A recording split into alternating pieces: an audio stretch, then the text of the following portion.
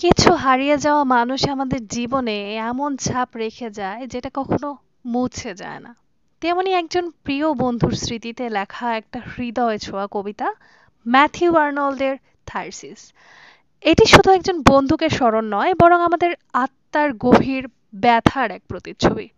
আজ আমরা আলোচনা করব এই বিখ্যাত এলিজি ব্যাখ্যা, টোন, থিম এবং হিডেন মিনিং নিয়ে।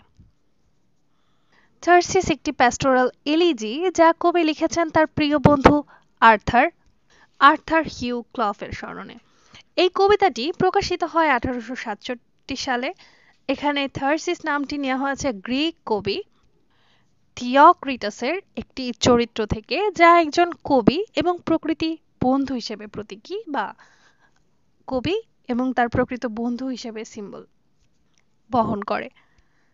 তো এই কবিতাটা লিখেছেন ম্যাথিউ আর্নল্ড। প্রকাশনাকাল 1867। এটি একটি প্যাস্টোরাল এলিজি।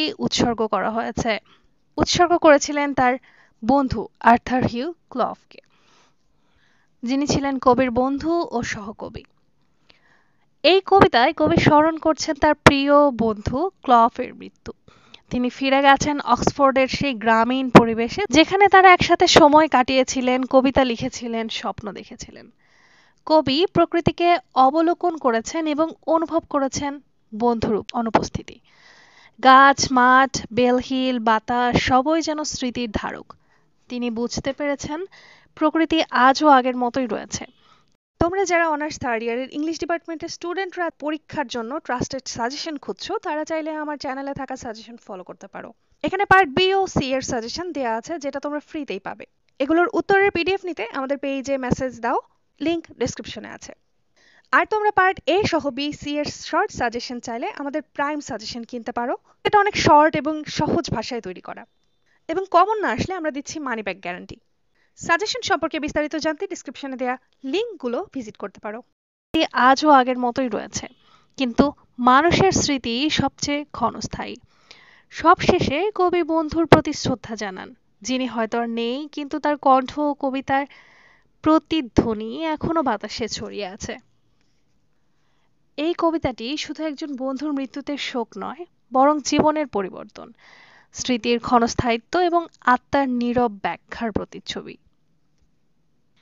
মানুষ চলে যায়, কিন্তু প্রকৃতি রয়ে যায় অপরিবর্তিত। বন্ধুর অনুপস্থিতি একজন কবিকে আরো বেশি ভাবুক করে তোলে। প্রকৃতি যেন সব স্মৃতি ও সম্পর্কের সাক্ষী। কবি ও তার বন্ধু চেয়েছিলেন একটি সহজ সরল জীবন, যেখানে তারা সুন্দরভাবে বেঁচে থাকতেন, কবিতা লিখতেন, কিন্তু বাস্তবতা অনেক ভিন্ন। কবিতাটার টোন হলো এলিজিক, নস্টালজিক, রিফ্লেক্টিভ। মুড হচ্ছে মেলাঙ্কলিক, কাল্ম এবং সোলফুল। কবিতায় রয়েছে এক বিষণ্ণতা, কিন্তু সেই বিষণ্ণতা একরকমের শান্তি এনে দেয়, যেন কবি প্রকৃতির মধ্যে হারিয়ে গিয়ে বন্ধুর আত্মাকে অনুভব করতে চান। কবিতার থিম বলা যেতে পারে গ্রিফ অ্যান্ড লস, প্রিয় জনকে হারানোর শোক, ইমর্টালিটি অফ নেচার, প্রকৃতির চিরন্তনতা, ফ্রেন্ডশিপ অর্থাৎ আত্মার সম্পর্ক ও স্মৃতি, আর্ট অ্যান্ড মেমোরি, কবিতার মাধ্যমে স্মৃতি অমর করা। থার্সিস আমাদের শেখায় মানুষ হারিয়ে যায়, কিন্তু তাদের কণ্ঠস্বর, চিন্তা, কবিতা সবকিছু থেকে যায় প্রকৃতির মধ্যে। কবিতাটি আমাদের স্মরণ করায় বন্ধুত্ব ও স্মৃতির মূল্য ঠিক কতখানি। আপনার জীবনে এমন কোনো প্রিয় মানুষ আছে? আপনি আজও প্রকৃতির মাঝে যাকে খুঁজে ফেরেন? নিচে কমেন্টে জানান। ভিডিওটি ভালো লাগলে লাইক দিন, শেয়ার করুন এবং সাবস্ক্রাইব করুন। আমরা আবার ফিরে আসবো আরো ক্লাসিক সাহিত্যের ব্যাখ্যা নিয়ে। সেই পর্যন্ত আমাদের সাথেই থাকুন।